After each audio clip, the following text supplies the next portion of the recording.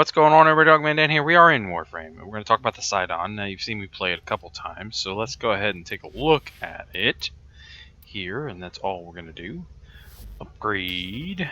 Let me just do a quick swap out so you can see where we're at with this. Again, my setups for anyone that's fairly new to watching my stuff should note these are pretty customized to how I play and how it fits my style. Now, with that said, we can go through some stuff that changes around. But here's what we're looking at. We're going to use a Shimmering Blight, which I really enjoy this stance. Got a nice amount of combos here. A whole 2 to take off. Slashing Wind, Howling Gale. That's it. The rest of these are fairly easy to knock off. You know, hold momentarily, then release. Easy to do the way. Cyclone Strike, not hard. These actually are very easy to pull this off with Shimmering Blight, as I have in those prior videos.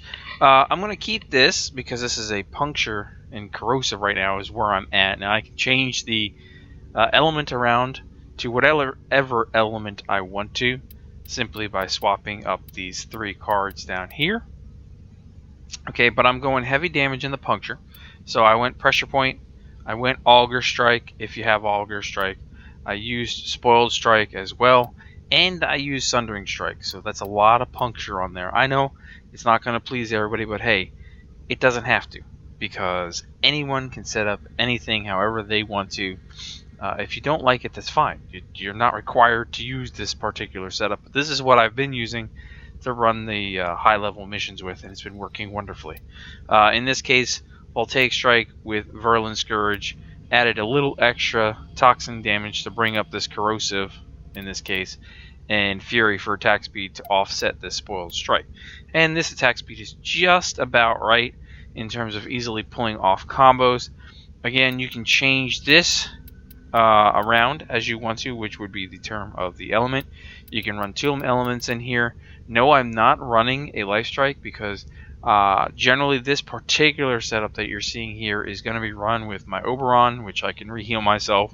It's going to be run with Neza, which of course you got Warding Halo, so you can protect yourself from the damage. Going to be running it with my Frosty. I'm running it with my Loki. So this setup's going to work fine without needing to actually have the Life Strike that I would normally do. If I'm going to run it with a different frame, depending upon the frame, yes, I might change it around a little, being honest. But again, that's just the way it is. Now, we're getting a nice 55% status chance. That's all we need here in order to proc our damage.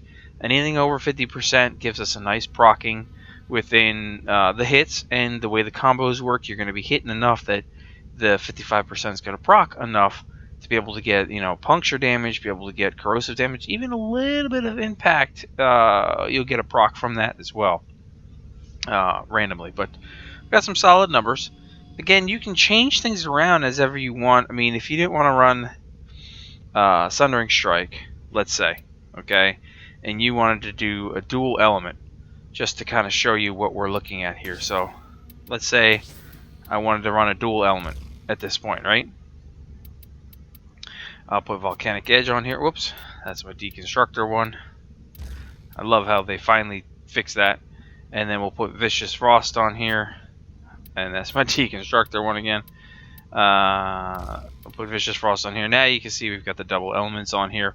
You also have a nice 85% status chance, but it does bring down our damage capabilities in this particular sense. So you're going to get better status, so you'll get better procking. You have a slightly lower damage in terms here because you're splitting it up, but overall it still will work wonders. And that's just some quick ideas for you that you could put in there. But let's go ahead and put these back on. This is the way I'm running it. Single element, 55% status chance. Hardcore puncture in here. Sure, it is not, you know, impact. It's not the other pole arms that are out there. In terms of that, you don't have the Jat Kitty type of impact damage or anything. But it's nice to have a change in weapons. In terms of the damage and how it plays out. So if you have comments or questions, please do feel free to leave them below. Otherwise, stay tuned for the next videos. I'll catch you guys soon. Thanks for watching, as always.